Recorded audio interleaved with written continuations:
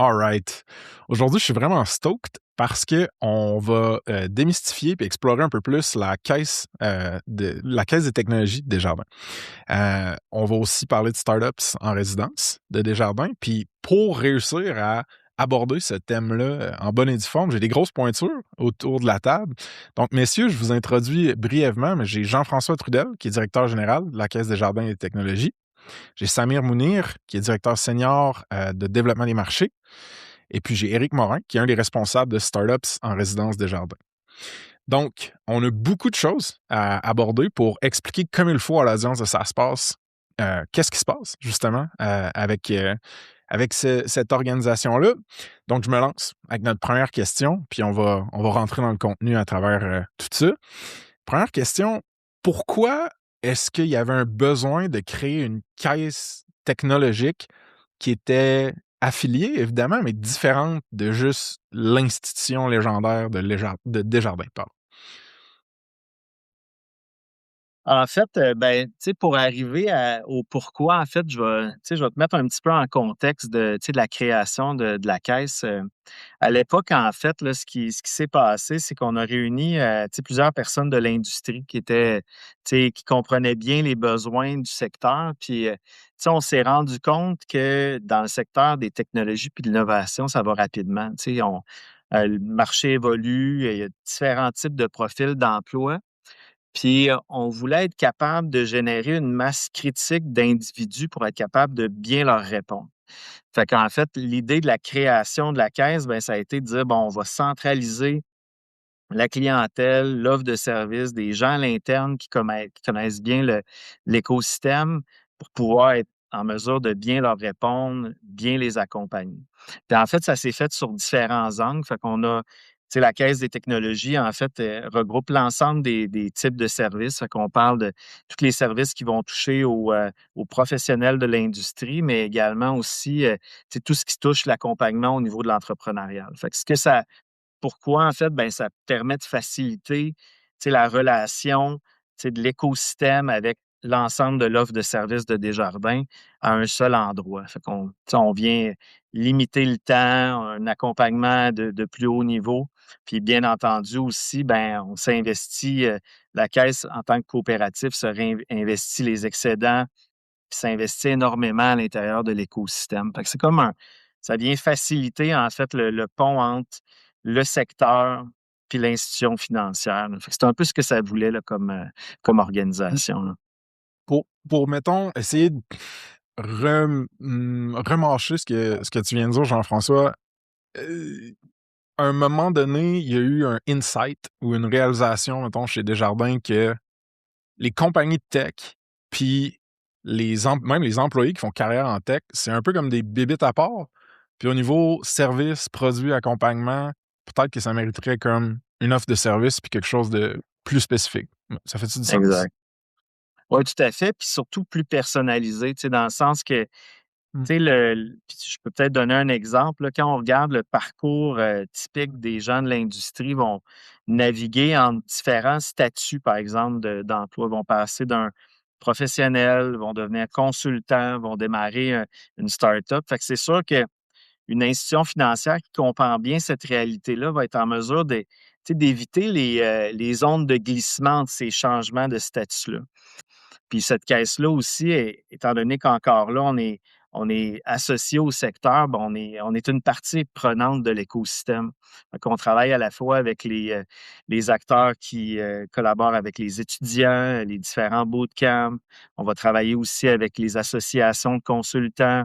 On va travailler avec les différents accélérateurs, incubateurs à travers le Québec. Fait que aussi, on est comme un point de contact pour remettre en relation ces professionnels-là avec l'écosystème qui est assez complexe au Québec, là.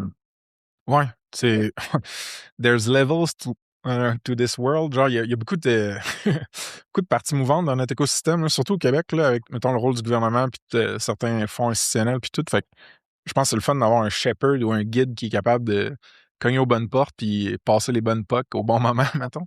Tu sais, la technologie, évidemment, genre, beaucoup des clients, que ce soit des entrepreneurs ou des employés que vous voyez, leur currency, leur monnaie, c'est l'innovation. Ce qu'ils font, c'est qu'ils innovent, puis ensuite, ils scalent les compagnies puis de la technologie en même temps. Euh, fait que j'ai comme une question que Samir pourrait probablement prendre, étant donné qu'il est PhD, MBA, puis qu'il m'a fait son pedigree offline. Puis j'étais comme, OK, ouais. Il y a un gros parcours, mettons, en innovation. Fait que le slogan, Samir, de la caisse, c'est l'innovation ouvre la voie. On s'investit dans le parcours. C'est beau, ça sonne bien. J'ai une idée de ce que ça veut dire, mais j'ai le goût que tu me l'expliques un petit peu. Oui, effectivement, mais merci, pour l'introduction, hein, François. Puis, je vais enrichir un petit peu ce qui a été dit, hein, par Jean-François tout à l'heure. C'est sûr, l'innovation, c'est un gros mot, hein. Lorsqu'on parle l'innovation, généralement, ça veut dire quelque chose de nouveau et lorsqu'on parle en technologie, bah, c'était quelque chose technologique qui est nouveau. Donc ça, c'est le point de départ et généralement, les gens s'associent autour d'une innovation. Puis ils vont dire, ben, on veut aller plus loin avec cette innovation. Donc, on doit créer quelque chose. On va créer une entité, d'où la naissance des entreprises en technologie. Donc ça, c'est le point de départ. Donc notre slogan, là, que tu as mentionné tout à l'heure, l'innovation, c'est là où tout s'amorce. C'est un petit peu la phase après. Comment on va amener cette innovation à une phase qui s'appelle commercialisation? Et là, je saute plusieurs étapes, là. Alors, j'arrive de l'innovation à la commercialisation, c'est un chemin très laborieux, il y a des hauts, des bas, hein. Il y a beaucoup d'intervenants pendant ce processus-là et nous, on est un des intervenants. Donc, on va accompagner cette innovation-là qui inclut les entrepreneurs, donc l'individu lui-même, et qui inclut aussi, l'écosystème. Là, j'ai entendu tout à l'heure un écosystème. Lorsqu'on parle d'un écosystème, c'est plusieurs intervenants. C'est des accélérateurs, des incubateurs. Vous avez mentionné tout à l'heure, c'est des subventions gouvernementales, subventions pour supporter l'innovation et la garder chez soi avec des brevets. Donc, lorsqu'on parle innovation, il y a aussi brevets. Donc, notre intervention, c'est essayer d'amener ces gens-là qui démarrent ou qui démarrent leur entreprise pour un petit peu atténuer ce chemin-là, atténuer les hauts et les bas, puis les accompagner. En plus, les accompagner financièrement parce qu'on est une institution financière, donc on intervient financièrement aussi pour les soutenir. Je laisserai peut-être Eric aussi enrichir là-dessus. Et on va les accompagner. Donc, et l'accompagnement, la notion d'accompagnement, ça prend toute sa valeur lorsqu'on parle des jeunes pousses, des startups, comme on dit, et qui veulent aller beaucoup plus loin et souvent, ils n'ont pas l'expérience d'amener ces innovations-là beaucoup vers la commercialisation. Mm. Donc, d'où nous, notre un petit peu le slogan que tu as mentionné tout à l'heure, on va agrandir, on va les faire agrandir avec notre expertise et avec notre support aussi financier. Parce que dans notre prep, il y a un des concepts, mettons, plus imagés qui résonnait avec moi, qui était quand une innovation puis une validation marché est faite, c'est comme si le chemin était défriché, une étape zéro, genre. Mais avec la caisse, puis tout l'écosystème, la caisse de technologie, nous, on peut te paver ce chemin-là pour que tu y ailles comme full speed, tu n'accroches pas les chevilles dans une branche. Il y a une manière de naviguer là-dedans. Nous, on sait comment, laisse-nous un peu de facilité comme naviguer.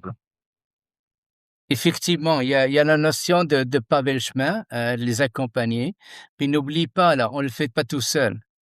On le Ouais. fait avec des partenaires parce que c'est pour ça qu'on appelle un écosystème. L'innovation, il faut qu'il s'intègre dans un écosystème.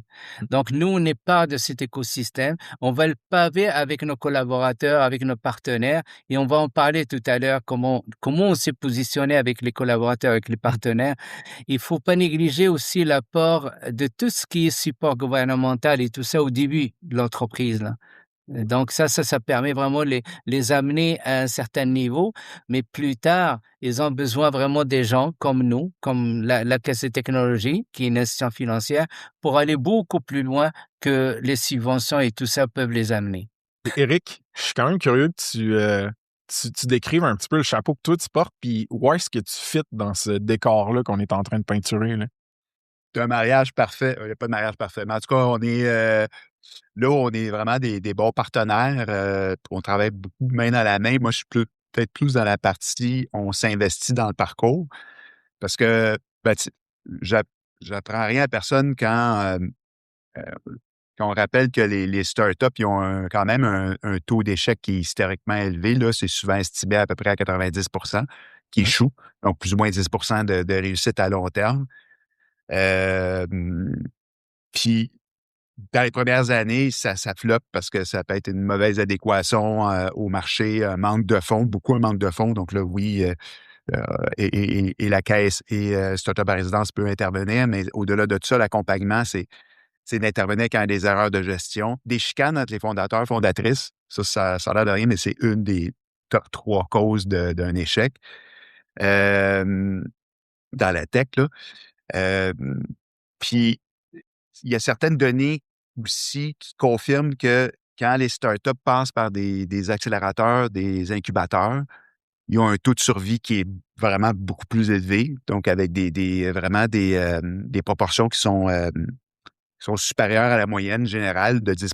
Donc, et puis en plus, les entreprises qui sont accélérées, ils ont environ entre 3, 4, 5 plus de chances de lever du capital de risque et même lever plus d'argent et donc générer davantage de croissance par rapport aux autres startups qui ne sont pas accélérées. Donc, tu vois, c'est vraiment. Tu sais, les accélérateurs, ça n'assure pas le succès, là, mais ça va améliorer les chances de succès. Puis, donc, on a l'avantage comme institution financière d'avoir ce levier-là. Et il y a d'autres leviers aussi à l'interne là, qui pavent l'innovation, comme le coopératon, là, qui est vraiment un générateur de start-up. Ça contribue vraiment là, comment je pourrais dire, à amener l'innovation ailleurs. Ben, je vais double-cliquer un peu là-dessus, puis t'en reposer une autre, puis les autres participants pourront jumper là-dedans aussi, là, mais tu sais, mettons que tu penses à une fondatrice ou un fondateur SaaS typique, là, qui en a beaucoup dans mon audience. Si tu avais à genre cristalliser ou comme résumer un peu, Eric, qu'est-ce que cette personne-là gagne à avoir une relation avec vous autres?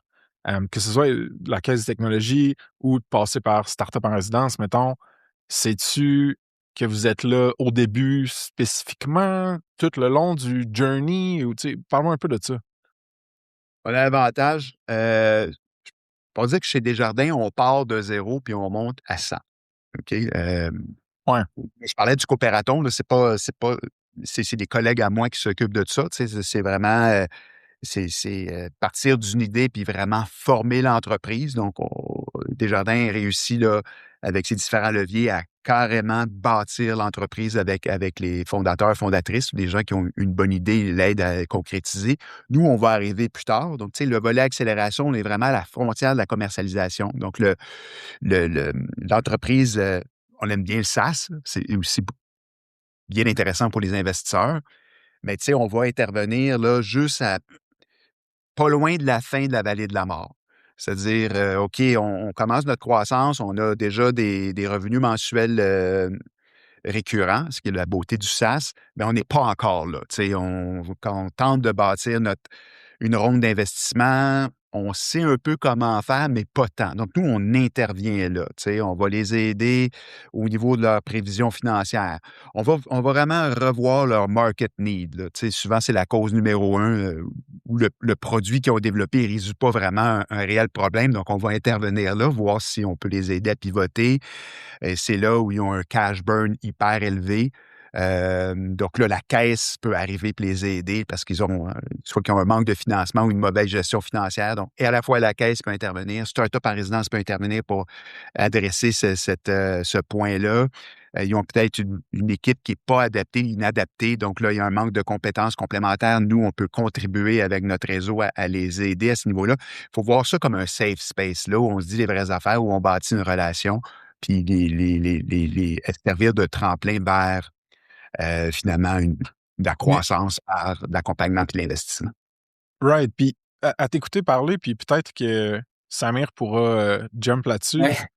Tu sais, j'ai l'impression qu'un des avantages, puis là, on a perdu Jean-François brièvement, mais d'après moi, il va se rejoindre d'ici peu. Mmh. Mais, ouais, c'est ça.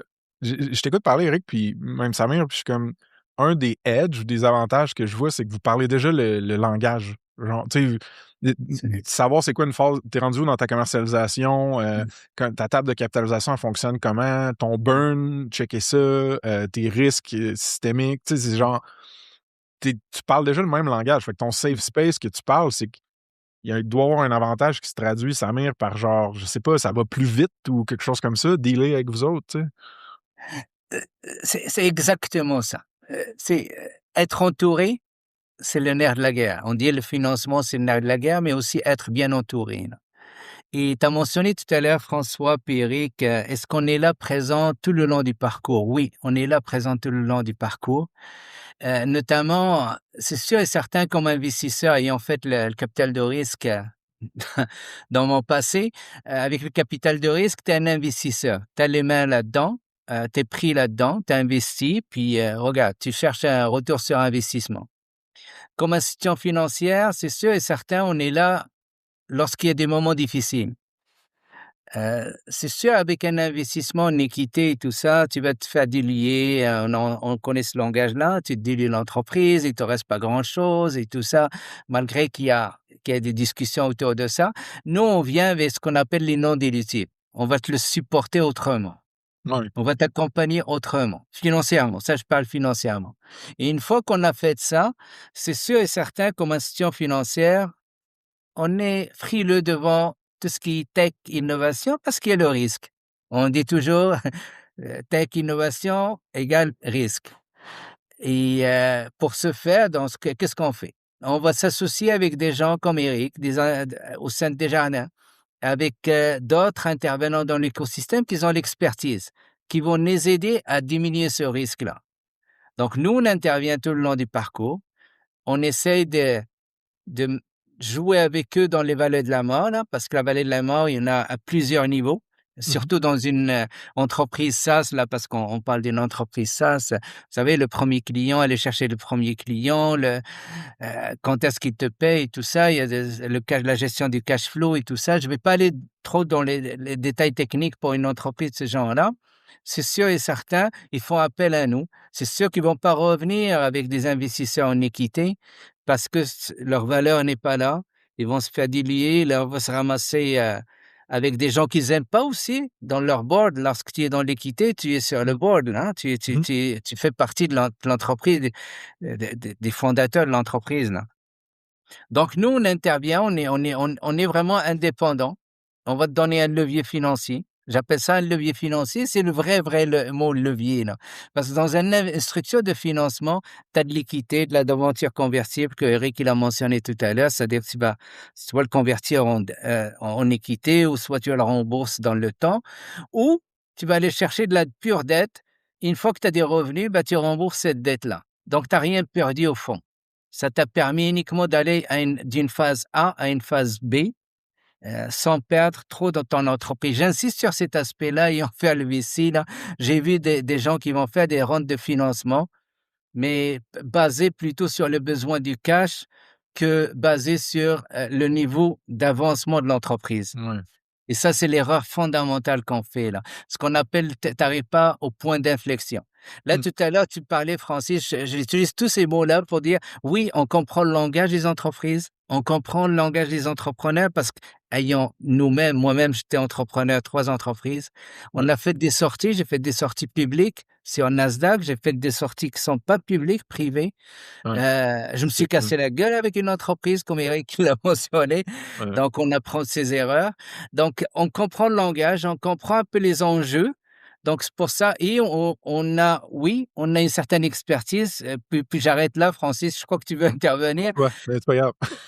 Mais, mais on va s'entourer, c'est-à-dire on a établi des partenariats dans plusieurs secteurs d'activité parce que lorsqu'on parle tech, hein, il y a le SaaS, il y a les AI, il y a la santé, il y a IoT, on peut pas être expert partout. Donc, ce qu'on fait, ben, on va aller chercher les meilleurs dans chaque secteur. Et au lieu que les avoir comme ce qu'on appelle les Key Opinion Leaders du côté VC, là, nous, on a des partenaires. Donc, moi, ce que je veux dire là, regarde, j'ai une entreprise que je veux prendre du risque avec, c'est-à-dire avec un produit X financier ou un entrepreneur que je veux accompagner. Est-ce que tu peux l'aider comme partenaire? Ouais. Et on est dans une situation gagnante-gagnante. Mais c'est Là, ça, mais Francis, c'est j'arrête.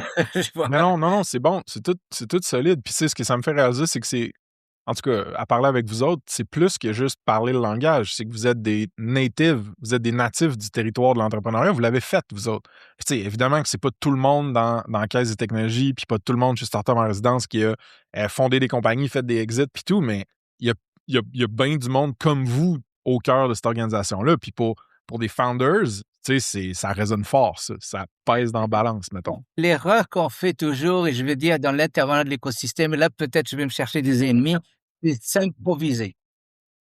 Lorsqu'on s'improvise connaisseur d'un écosystème, connaisseur de quelque chose, peut-être des fois on est plus nocif pour un entrepreneur et une entreprise que positif. Donc c'est sûr et certain, nous on a pensé à l'idée vraiment de la Caisse des technologies, on s'est dit là, ça, c'est un élément qu'il faut qu'on travaille là-dessus et notre crédibilité, notre notoriété, elle est importante et comment on va la construire avec les gens avec qui on travaille, qui font partie de cette entité-là qui s'appelle la Caisse des technologies, mais qui est beaucoup plus large que la Caisse des technologies, comme on a mentionné tout à l'heure, c'est plutôt Desjardins. Eric, il a mentionné Coopératon, Startup en résidence, il y a plusieurs entités au sein de Desjardins, on travaille vraiment pas tout seul. Oui, il y a une caisse qui fait un petit peu les produits bancaires, mais Desjardins, c'est beaucoup plus grand que ça, là. Ouais, c'est que tu peux connecter puis exploiter le plus gros réseau au besoin en fonction de c'est où que l'entrepreneur est rendu. Je voudrais juste ajouter un point, François, je suis désolé. Mais non, vas-y. Faut pas. Une composante hyper importante que nous, c'est majeur, là, c'est la santé mentale des entrepreneurs, là. OK. Ouais. Donc, tout ce qu'on fait, on parle bien de business, on parle bien de rendement, de l'accompagnement, mais on est très, très, très soucieux de de leur mieux-être, leur bien-être. Puis, tu sais, pour reprendre, c'est pas tout à fait la citation, mais vous connaissez Dominique Gagnon là, de Connect and Go. Mhm. Si le meilleur, ton avantage concurrentiel comme entrepreneur, là, c'est ta santé mentale. Donc, nous, on prend ça vraiment, vraiment au sérieux. Donc, on les accompagne, mais on les accompagne à leur rythme. Puis quand ils commencent à canter un peu, on a des ressources, puis on les offre, ces ressources-là. Tu sais, donc, Ouais. C'est vraiment, je pense que c'est un solide ajout, là, puis tu fais bien de le mentionner. Pour avoir une communauté privée de founders, moi-même, puis pour avoir vécu certains trucs moi-même, je sais que ça devient souvent un point. En fait, c'est make or break des fois, là, ta santé mentale. C'est même pas le marché, c'est même pas ton churn ou ton staff. Des fois, c'est juste ta tête. Ouais, c'est quoi le genre d'introduction que vous pouvez faire avec la Caisse des technologies puis de connexions qui peuvent aider les founders SaaS, mettons? Ben, puis, tu sais, je vais revenir un petit peu sur le, tu sais, le volet, tu sais, de l'accompagnement, là. On va poursuivre vers cet élément-là. Tu sais, quand on parle, tu sais, Éric a abordé le volet de la santé mentale et tout ça, mais c'est sûr que pour que, tu sais, un entrepreneur ou que ce soit un consultant ou en fait, peu importe une personne dans l'industrie, quand on veut être en mesure de, tu sais, d'être, tu sais, au travail productif, être en mesure, tu sais, de réaliser les projets qu'on veut, ben sais, ça nous prend des gens autour de nous qui vont faciliter. Tu sais, tantôt, un peu plus tôt dans la rencontre, on parlait de paver la voie, là. Ben, tu sais, ça permet aussi de prendre, tu sais, des bonnes décisions financières au cours du parcours. Tu sais, on le sait, hein, tu es entrepreneur aussi, tu as eu plusieurs jalons, tu sais, au cours de ta carrière qui t'ont, tu sais, amené à prendre des décisions financières. Ben, d'avoir les bons professionnels autour de toi, ben, ça t'a permis de prendre des bonnes décisions, tu sais, d'accélérer aussi ces transitions-là. Fait que quand on parle de réseau de partenaires, tu sais, que ça peut être, que ce soit des partenaires, des fiscalistes, que ce soit des partenaires, dans l'écosystème, certains accélérateurs avec lesquels on travaille, certains experts sectoriels aussi avec lesquels on travaille qui vont justement, permettre aux entrepreneurs, aux gens de l'industrie de se concentrer sur ce qu'ils ont à faire. Puis, tu sais, je donne, tu sais, un autre exemple, tu sais, même quand on fait le choix de se lancer en entreprise, ben ça amène, tu sais, beaucoup d'impact au niveau de la situation personnelle aussi de l'entrepreneur.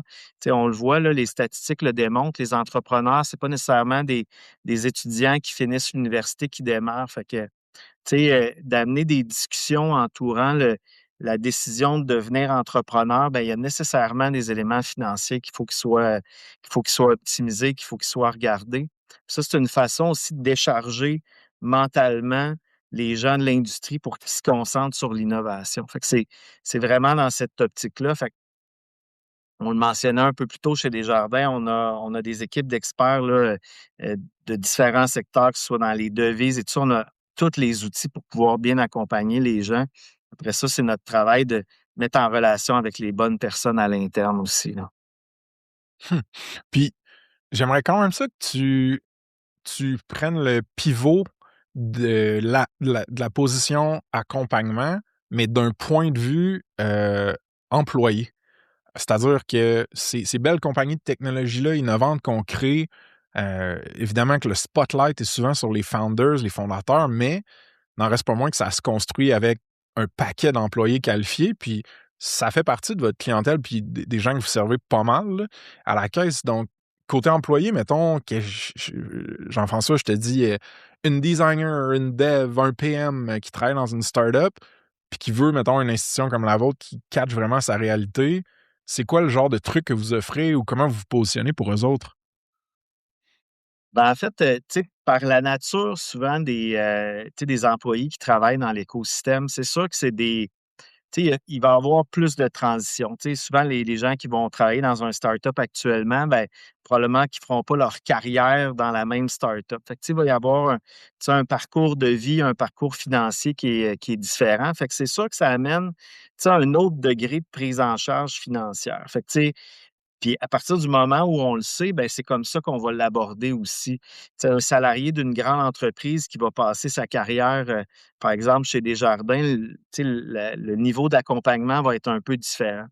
Un développeur, ben justement, tu sais, il est dans une entreprise, souvent en démarrage, il vient probablement d'une autre entreprise, fait qu'il doit gérer lui-même, son patrimoine. Souvent, juste de reconnaître la valeur du secteur, ben, même au niveau des décisions financières, tu sais, l'accompagner dans ses projets d'achat de propriété, d'achat d'immeubles à revenus et tout ça, même s'il n'y a pas un historique de 3 ou 4 ans dans le même emploi, ben, étant donné qu'on connaît le secteur puis qu'on sait à quel point il y a une demande importante, ben, on va le traiter autrement aussi au niveau du secteur financier. Puis, tu sais, ces changements-là, puis ça va même, tu sais, au niveau de l'accompagnement, au niveau des produits de protection, ben, encore là, on ne peut pas nécessairement compter sur l'employeur à long terme. Fait que il y a un degré d'autonomie où qu'on doit inculquer aux gens de l'industrie pour faciliter leur parcours de vie, puis arriver plus tard en étant bien préparés.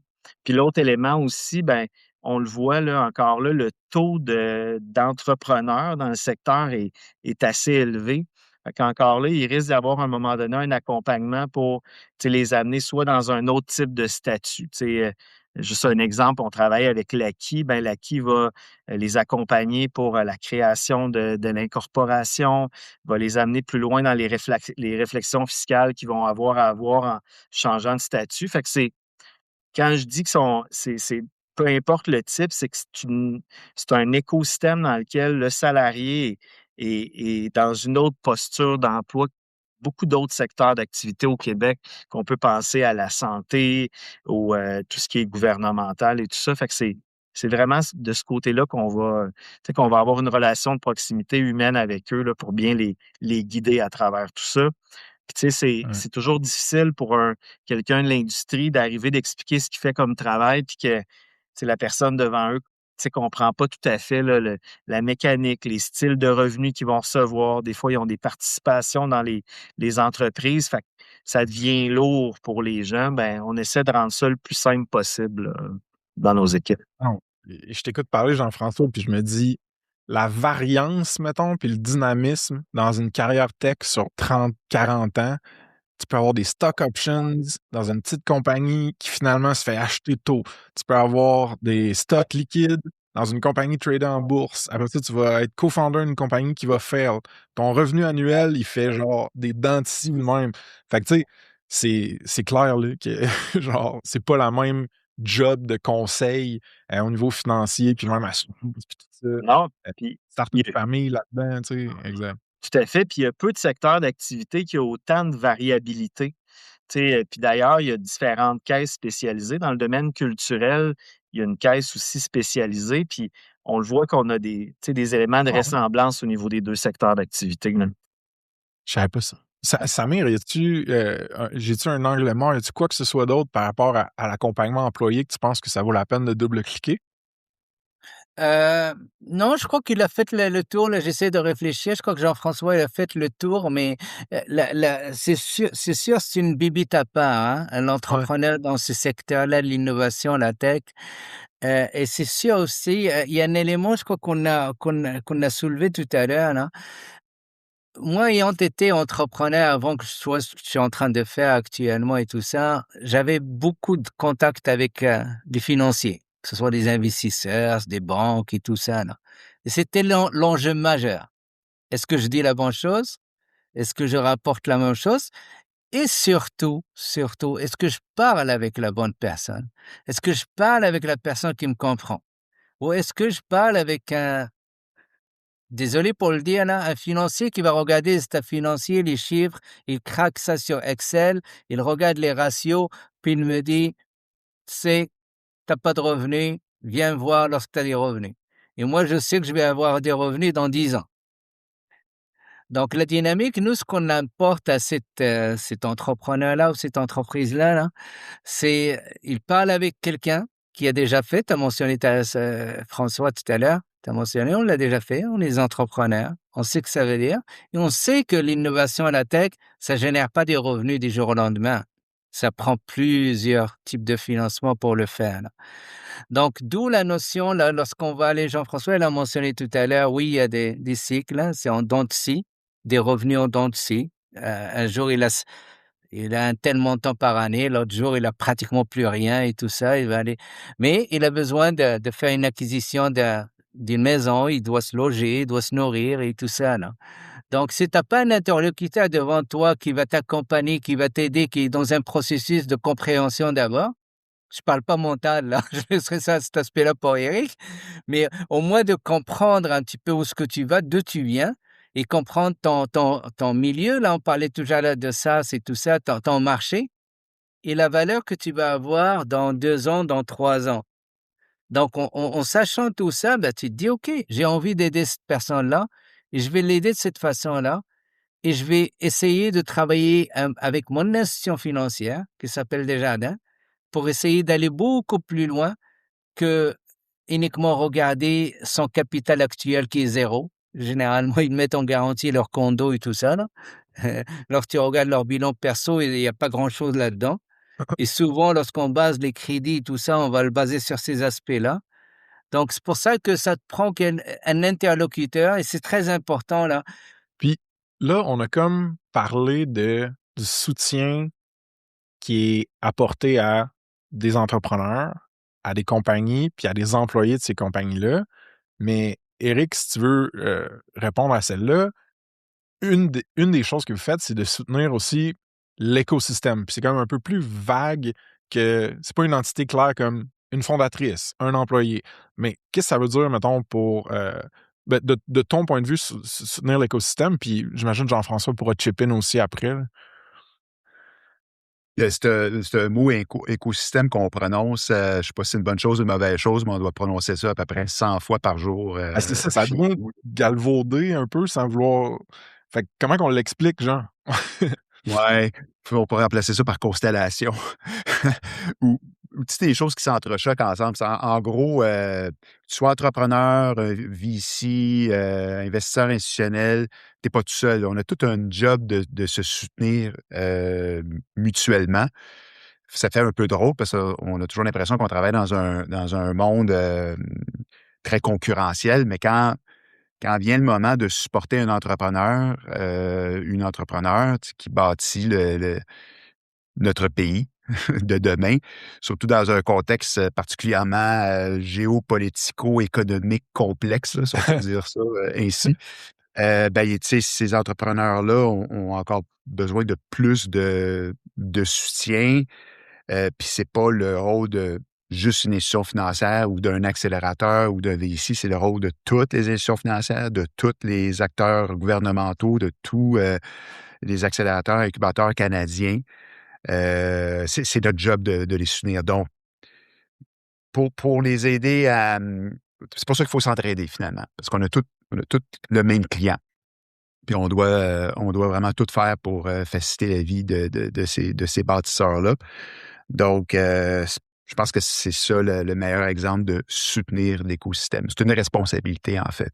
Ouais. On peut pas négliger, là. Puis, mettons que j'essaie de creuser un peu plus là-dedans, Jean-François, ce soutien-là à l'écosystème, y a-t-il des formes explicites ou concrètes que tu peux me donner en exemple, genre?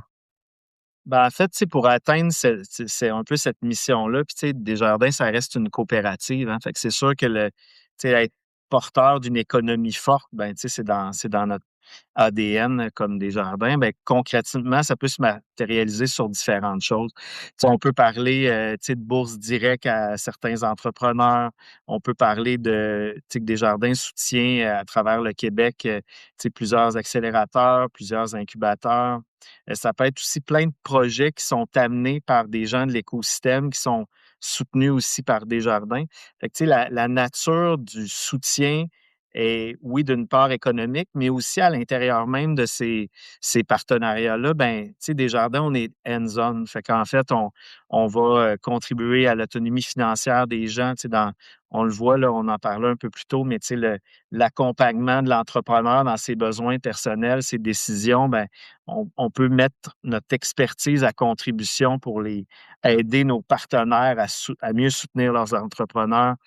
C'est toutes il y a un bon, je ramène la notion d'écosystème, là, mais dans l'écosystème, il y a différents partenaires. Ben, pour les soutenir, ben oui, il y a les entités gouvernementales, il y a les entités privées, mais Desjardins, on est pour la plupart du temps, on est présent aussi à ce niveau-là.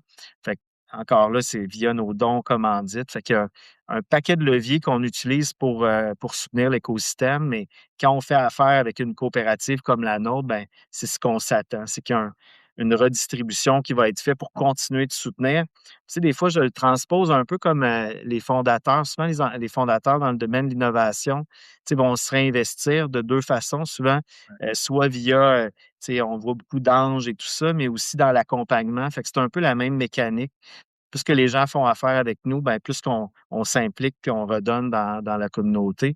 Puis on parlait aussi, tu sais, que ce soit des programmes comme le Coopératon, tu sais, ça a une valeur d'essayer de créer de l'innovation à travers le Québec dans différents secteurs d'activité. Fait que c'est un peu toute la nature de l'implication qu'on fait, tu sais, concrètement, là.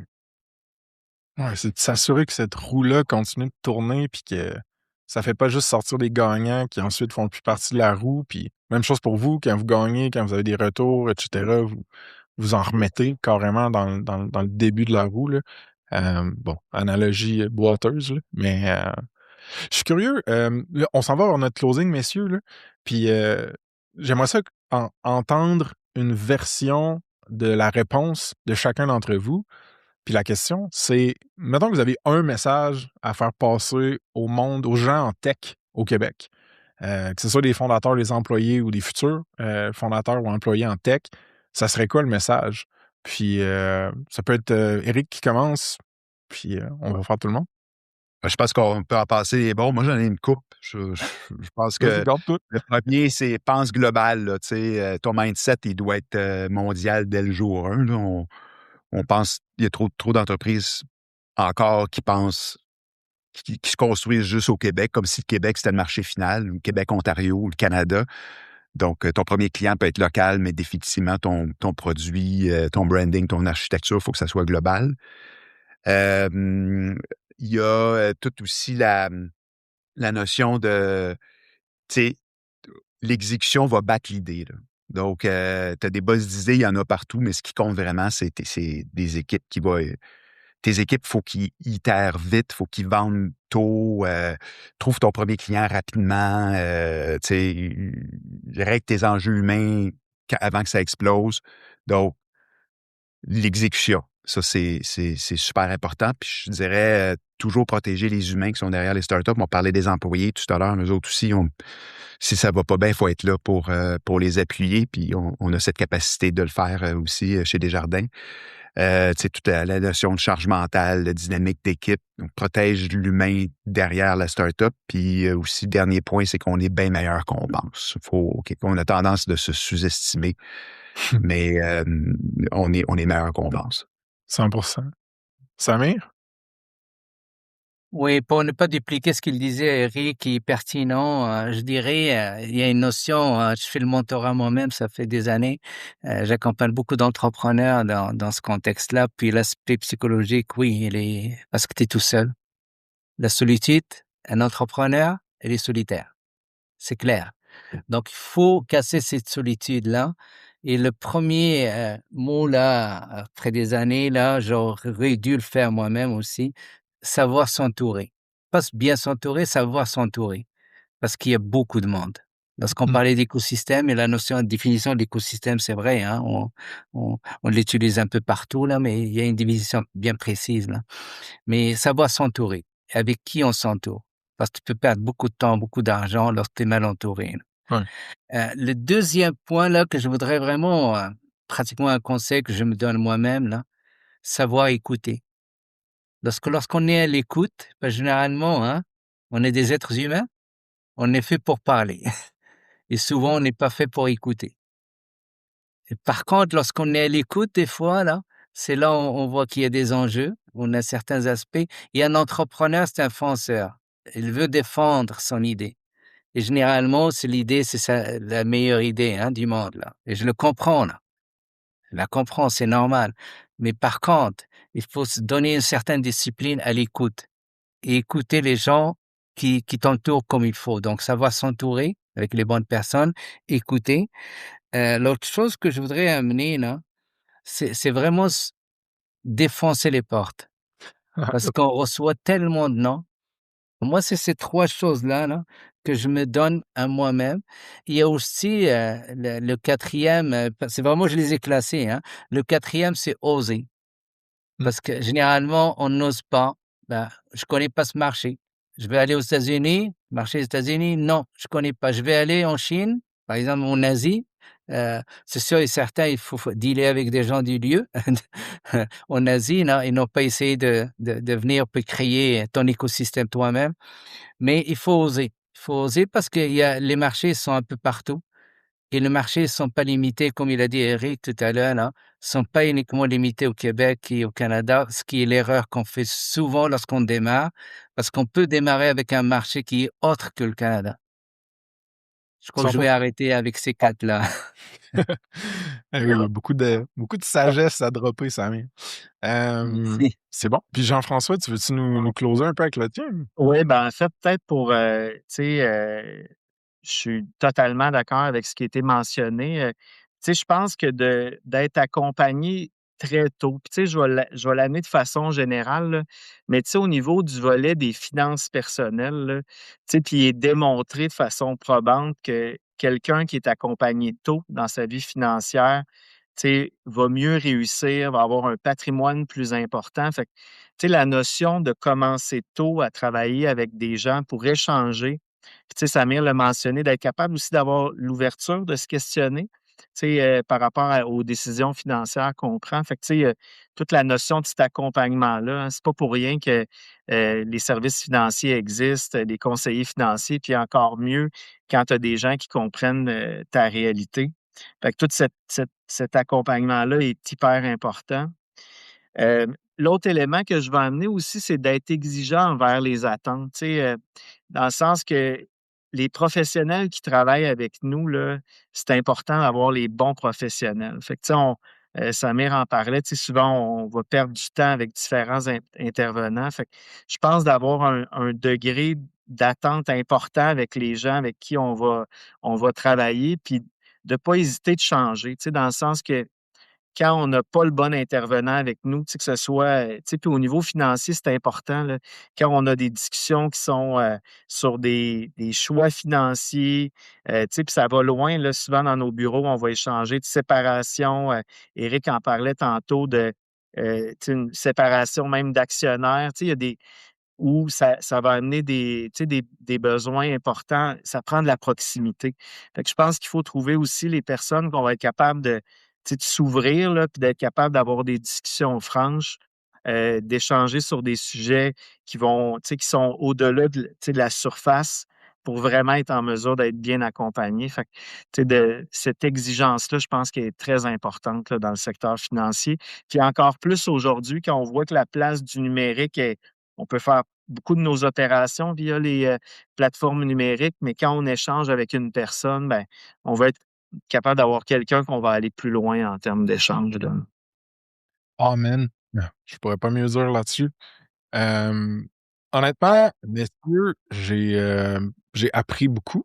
Je suis déjà client Desjardins, mais ça me donne le goût de l'être plus.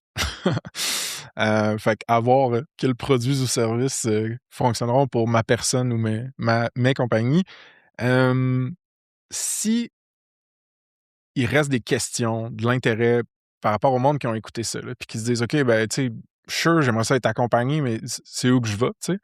Il y a quelques points de contact qui sont assez bien construits là, que je veux partager.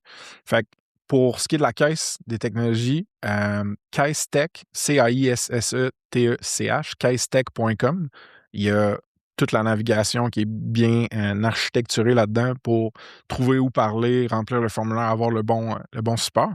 Sinon, sur LinkedIn aussi, Desjardins Caisse des technologies, on peut suivre ce qui se passe.